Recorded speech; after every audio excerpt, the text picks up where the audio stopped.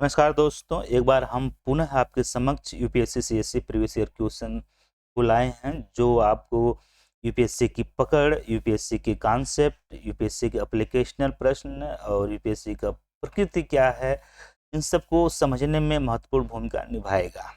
ये प्रश्न IAS mains के, आईएएस प्रीलिम्स के, आईएएस सीसैट के हैं। तो जो हाल ही में पूछे गए उन पर हम चर्चा करते हैं, जो महत्वपूर्ण प्रश्न उन पर चर्चा करते हैं। चलिए, ये पहला प्रश्न आपके समक्ष प्रस्तुत करते हैं कि ये देखिए प्रश्न जीएस पेपर 3 के साइंस टेक पार्ट के अंतर्गत बायोटेक आता है। बायोटेक से प्रश्न पूछा गया है कि माइटोकॉन्ड्रियल रिप्लेसमेंट थेरेपी एमआरटी की अवधारणा को बताते हुए मानव स्वास्थ्य पर प्रजनन तथा इसके संभावित प्रभावों की चर्चा करना है। 250 शब्दों में। ये 12.5 नंबर का है। 2023 में पूछा गया है। मैं इस बार लखनऊ गया था आईएएस के एग्जाम देने के लिए, तो इसमें ये पूछा गया था। मैं इसका आंसर भली भांति लिख कर आया हूँ, तो वही आंसर आपके समक्ष में बताने भी जा रहा हूँ। तो चलिए चलते हैं। इस आंसर को आप राइटिंग करते वक्त, लिखते वक्त सबसे पहले माइटोकॉन्ड्रियल रिप्लेसमेंट थेरेपी की डिफिनीशन देते हुए आंसर की शुरुआत करें।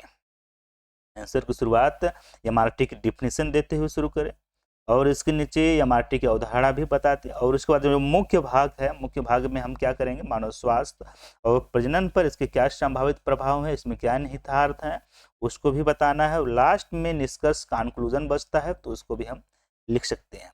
मिनिमम आपको मान के चलिए मिनिमम 5 मिनट और मैक्सिमम 10 मिनट का जो ड्यूरेशन होता है, आपको कम से कम 5 मिनट का समय लेना चाहिए और अधिकतम समय ले तो आप 10 मिनट का समय लेना चाहिए एक आंसर को लिखने में।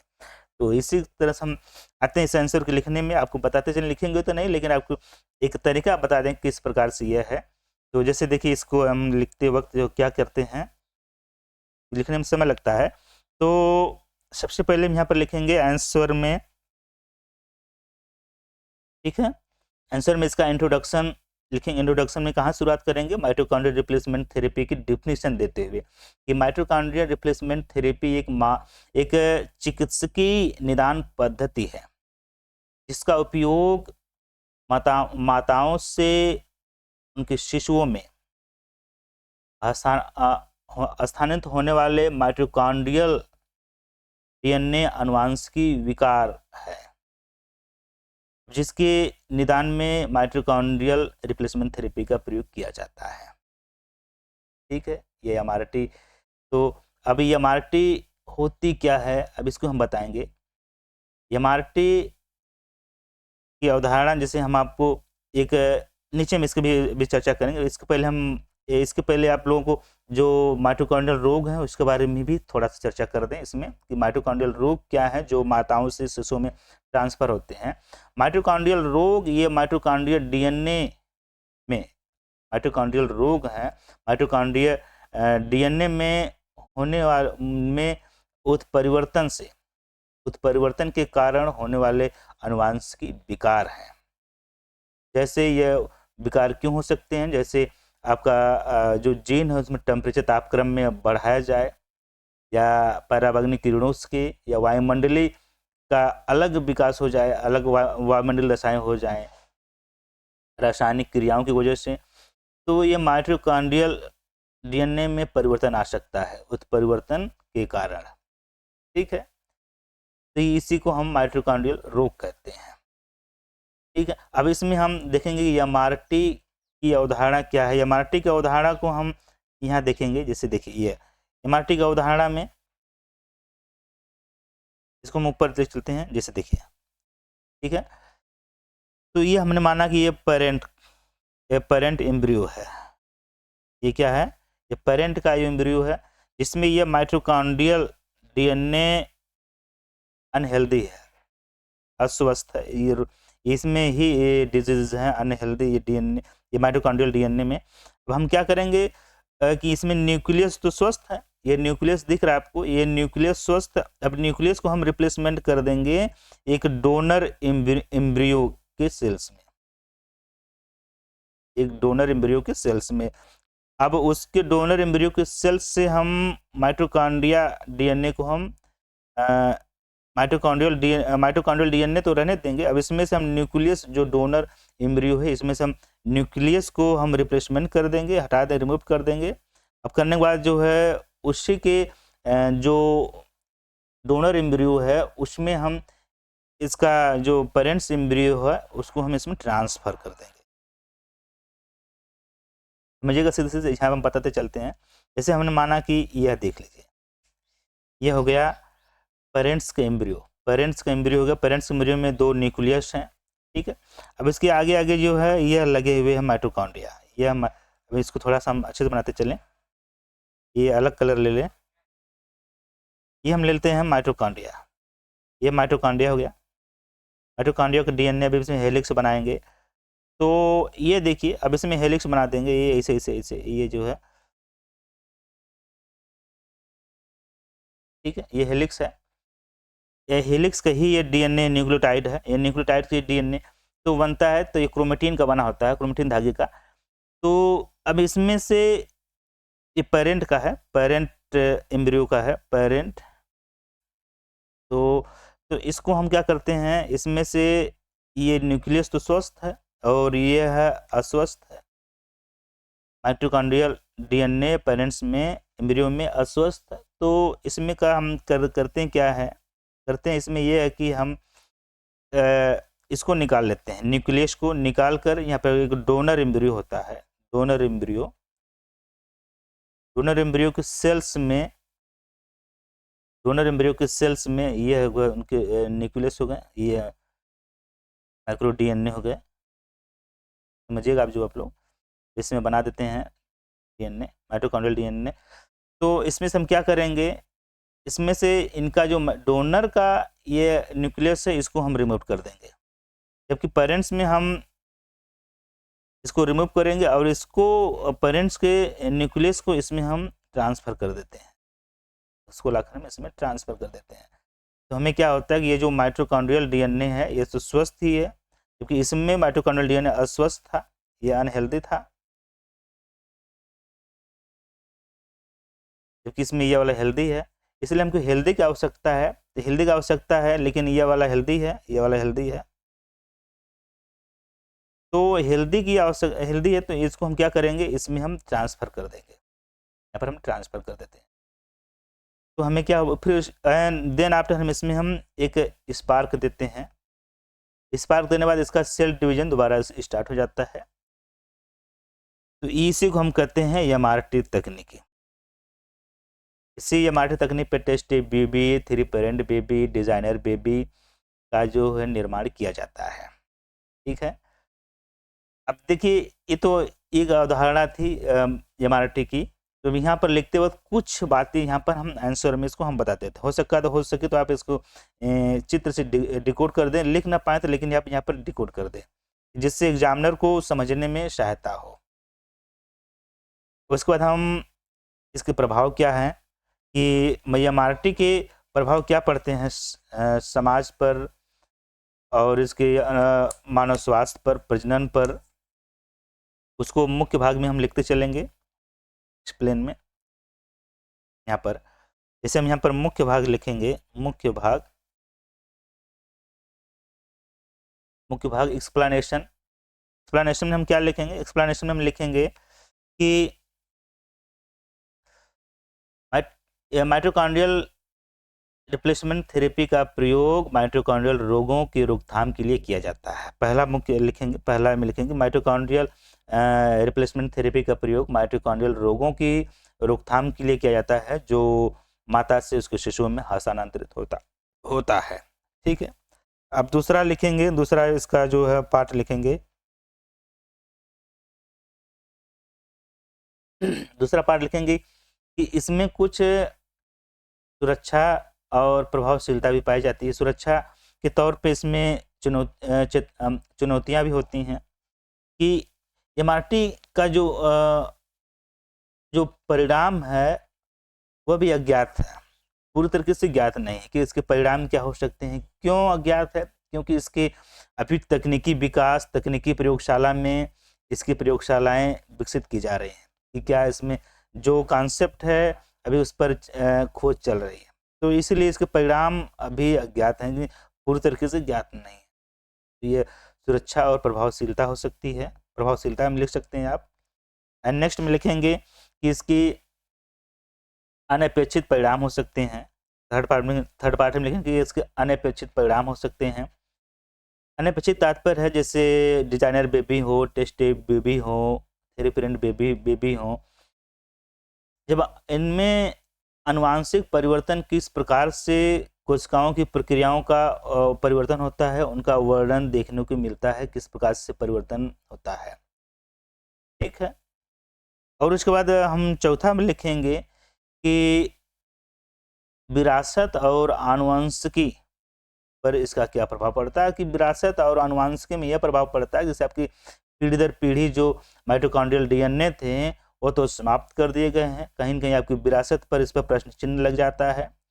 आनुवंशिकी लक्षणों में भी प्रश्न चिन्ह लगता है क्योंकि आनुवंशिकी लक्षण में यह माता से माइटोकॉन्ड्रिया डीएनए उसके शिशुओं में हस्तांतरित होता है, जिससे उसका जेनेटिक्स का कुछ % यह भी अपना योगदान देता है। तो कहीं न कहीं उसके जो पारिवारिक मूल्य हैं, उसकी विरासत मूल्य हैं, उसमें प्रश्न चिन्ह और चुनौतियाँ यह पैदा करता है। और लास्ट हम लिखेंगे इसके सांस्कृतिक पहलू क्या है। 5वां में लिखेंगे कि सांस्कृतिक और सामाजिक पहलू क्या है। सामाजिक और सांस्कृतिक पहलू क्या है कि इसके जो सामाजिक और सांस्कृतिक पहलू हैं जैसे वैवाहिक हो गया, वैवाहिक मूल्य हो गया, कि सांस्कृतिक वैवाहिक मूल्य हो गया, और पारिवारिक मूल्य में पारिवारिक मूल्य में वैवाहिक मूल्य हो गया। वैवाहिक मूल्य में आपको कहीं न कहीं ये जो जब टेस्ट एमआरटी उसमें प्रश्न चिन्ह या चुनौतियां प्रस्तुत करता है। अब ये प्रजनन, पारिवारिक, सामाजिक और मानवीय मूल्यों पर यह प्रश्न चिन्ह लगाता है एमआरटी तकनीकी। इसलिए अब इसके निष्कर्ष में इसमें इतना लिखने के बाद इसका निष्कर्ष लिखेंगे, कंक्लूजन लिखेंगे। यहाँ पर निष्कर्ष लिखेंगे। निष्कर्ष क्या लिखेंगे? निष्कर्ष लिखेंगे कि एमआरटी पद्धति, माइटोकॉन्ड्रियल रिप्लेसमेंट थेरेपी पद्धति की माइटोकॉन्ड्रियल रोगों के निदान के लिए लाभदायक तो है, लेकिन यह हमारे पारिवारिक मूल्य, सामाजिक मूल्य, मानवीय मूल्य पे प्रश्न चिन्ह लगाती है, चुनौतियां प्रश्न करती है। इसलिए माइटोकॉन्ड्रियल तकनीकी को और तकनीकी में विकास करने तथा इसके जो इसमें अंदर जो हानियां हैं उनको कम करते हुए इसमें अधिक अनुसंधान किए जाएं और मजबूत इसका विनियमन किया जाए। और इसके बाद इसमें अगला चर्चा में लिखेंगे कि इसलिए इसमें जो है आप इसका मूल्यांकन पूरी तरीके से सही तरीके से इसका मूल्यांकन, स्पष्टता इसका मूल्यांकन किया जाए की आवश्यकता है। नीचे लिखना स्पष्टता अर्थात स्पष्टता इसके मूल्यांकन करने की आवश्यकता है। तो आपका ये आंसर कंप्लीट हो जाता है, इन शब्दों में आंसर यहाँ तक कंप्लीट हो जाता है। उसके बाद प्रीलिम्स का एक प्रश्न आता है। प्रीलिम्स का एक प्रश्न आता है कि लेखानुमोदन और अंतरिम बजट में क्या अंतर है। देखिए 2 स्टेटमेंट दिए गए हैं कि अस्थायी सरकार लेखानुमोदन के प्रावधान का प्रयोग करती है। अस्थायी सरकार लेखानुमोदन का प्रावधान का प्रयोग करती है, जबकि कार्यवाहक सरकार अंतरिम बजट का प्रयोग करती है। कि कार्यवाहक सरकार अंतरिम बजट के प्रावधान का प्रयोग करती है। तो सबसे पहले आपको लेखानुमोदन होता क्या है और अंतरिम बजट होता क्या है, इसके बारे में तो जानना जरूरी है। जानेंगे नहीं तो इस प्रश्न को कैसे हल कर पाएंगे। लेखानुमोदन यह होता है कि जैसे सरकार बजट जब लाती है तो बजट से पहले विनियोग विधेयक पारित किया जाता है। वित्त वर्ष से पहले विनियोग विधेयक पारित किया जाता है। क्यों किया जाता है? क्योंकि संचित निधि से धन निकालने के लिए, बिना विनियोग विधेयक से संचित निधि से सरकार कोई धन निकाल नहीं सकती। अगर अप्रैल से पहले, वित्त वर्ष में अप्रैल से पहले बजट सत्र या बजट प्रक्रियाएं बजट प्रक्रियाएं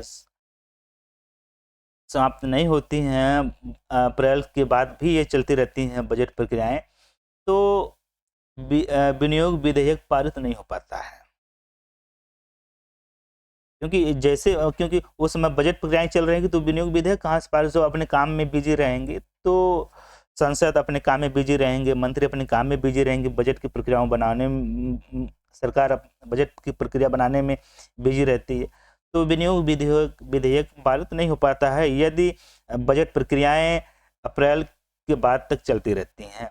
तो सरकार को व्यय करने के लिए राशि की आवश्यकता पड़ती है, तो इसके लिए यह प्रावधान किया गया है कि यदि विनियोग विधेयक पारित नहीं हो पाता तो सरकार लेखानुमोदन के द्वारा अपने व्यय के लिए पैसे का इंतजाम कर सकती है। ठीक है, इसके लिए लेखानुमोदन का प्रावधान किया गया है कि अस्थायी सरकार देखिए, लेकिन ये अस्थायी सरकार और अस्थायी सरकार दोनों के लिए है, न कि अस्थायी सरकार के लिए। तो ये पहला प्रश्न है, ये गलत हो जाता है। और यहीं पर अंतरिम बजट होता है क्या है? अंतरिम बजट यह होता है कि जैसे मान लीजिए चुनावी वर्ष है, चुनावी वर्ष में सरकार लोकसभा विघटन से पहले तथा नए लोकसभा के गठन तक, नई सरकार के गठन तक यह व्यय और प्राप्ति के लिए बजट पेश करती है कि नहीं। जब तक सरकार गठित की जाए उसके लिए व्यय के लिए और प्राप्ति के लिए, आवर्ती के लिए बजट पेश करती है, और उसी बजट को हम अंतरिम बजट कहते हैं। जैसे नई सरकार गठित की जाती है, वो अपना नए तरीके से बजट पेश करती है, तो इसमें ये अंतरिम बजट पेश करती है। यह व्यय आवर्ती दोनों हो सकता है। तो लेखानुमोदन सरकार के बजट के व्यय के पक्ष को व्यक्त करता है मात्र, सही है, जबकि अंतरिम बजट व्यय और आवर्ती दोनों को सम्मिलित करता है। तो आप जो कथन नंबर 2 है यह सत्य है। तो यहाँ पर क्या लिखेंगे, यहाँ कौन सा कथन सही होगा? So therefore option number B is right answer. Confirm है? इसके बाद अगले प्रश्न पर आते हैं। अगला प्रश्न यह है, आपके समक्ष है। क्या है अगला प्रश्न? इसको हम पूरा दिखाते हैं आपको कि गन्ना के उत्पादन के एक व्यवहारिक उपागम का, जिसे हम धाड़ी गन्ना उपक्रमण के रूप में जाना जाता है, का क्या महत्व है? ये यूपीएससी प्रीलिम्स का प्रश्न है। अब देखिए, इसमें कथन दिए गए हैं, 4 कथन दिए गए हैं। 4 कथन में कृषि की पारंपरिक पद्धति की तुलना में इसमें बीज की लागत बहुत कम होती है, बिल्कुल सत्य है। तो सबसे पहले आपको इस प्रश्न को हल करने के लिए धाड़ी गन्ना उपक्रमण पद्धति के रूप में मालूम होना चाहिए। धाड़ी, इसके बारे में हम बताते चले। धाड़ी गन्ना उपक्रमण पद्धति की शुरुआत ICIRAT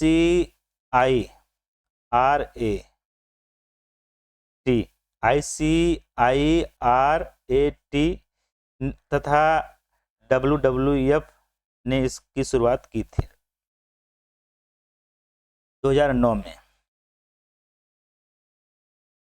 तो इसमें होता क्या है कि जब हम गन्ना का हम खेती करते हैं तो इसमें बीजों की आवश्यकता कम पड़ती है, पानी की आवश्यकता कम पड़ती है, और इसमें जो सस्यन की खेती की जाती है, सस्यन की खेती, सस्यन तात्पर्य है कि फसल की स्पेस में उनकी जो नालियां बनाई जाती है तो उसमें काफ़ी जगह होती है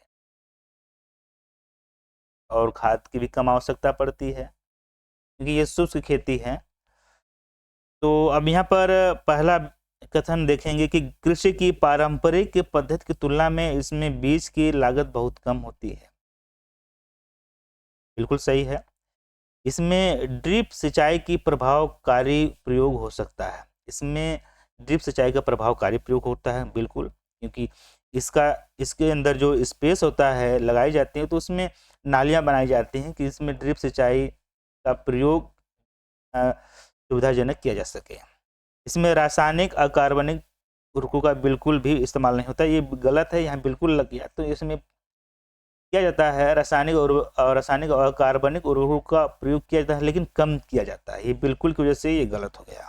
ठीक है, कृषि की पारंपरिक पद्धति की तुलना में इसमें अंतरासंचयन की ज़्यादा गुंजाइश होती है। अंतरासंचयन देखिए, अंतरासंचयन की ज़्यादा गुंजाइश होती है, इसलिए पानी की आवश्यकता कम पड़ती है। और इसमें हम अदर फसल भी उगा सकते हैं, जैसे गेहूँ, आलू, मक्का आदि, मक्का नहीं, मटर, गेहूँ, आलू, मटर, चना आदि भी फसल इसमें उगा सकते हैं। तो 1, 2 और 4 सही है। तो यहाँ कौन सा ऑप्शन सही होगा? केवल 1, 2 और 4। ठीक, इसके बाद अगले प्रश्न पे आते हैं। इसी साइड का प्रश्न है, देखिए इसमें हम सॉल्व करते चलेंगे कि x सप्ताह, x दिन, x घंटे, x मिनट और x सेकंड में कुल कितने सेकंड होते हैं? 2022 में पूछा गया IAS में सीसैट का प्रश्न है। तो हमको बताना है x सप्ताह, x दिन, x घंटे, x मिनट में और x सेकंड में कुल कितने सेकंड होते हैं। तो आइए चलते हैं, उसको हम देखते हैं कितने होते हैं। तो सॉल्व करेंगे कि x सप्ताह,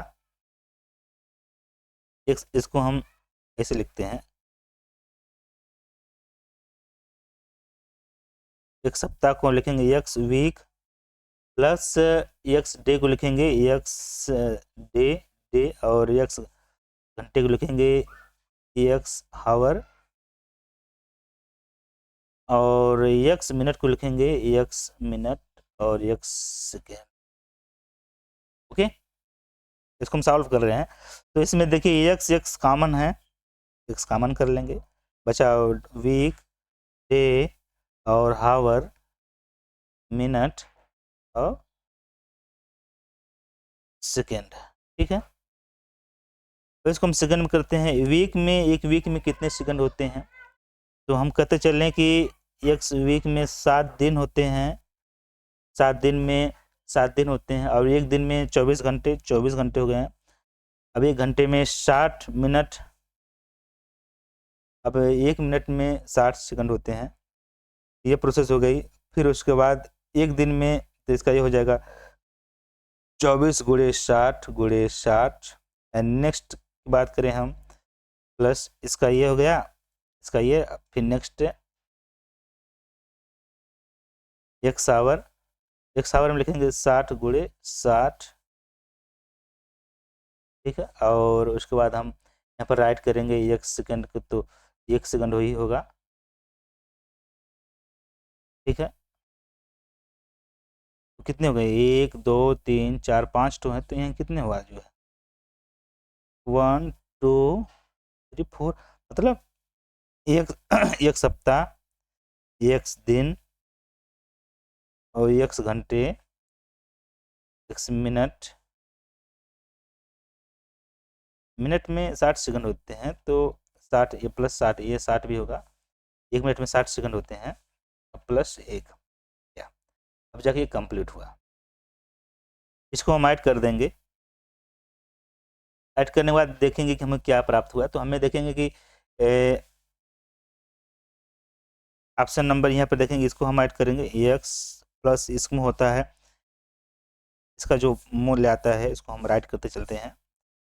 इसको, इसका मूल्य होगा कि इसको हम मल्टीपल करेंगे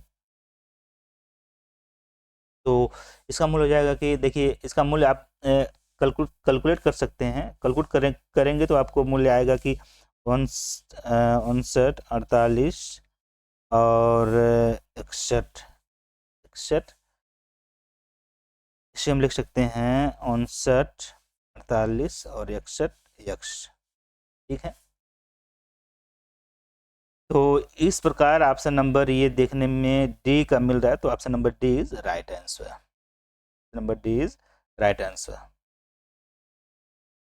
ठीक है दोस्तों, तो आज के प्रश्न इतने ही। अब हम कल अगले प्रश्नों पर लाएंगे जो महत्वपूर्ण होंगे आपके लिए। तब तक नमस्कार, बाय, टेक केयर।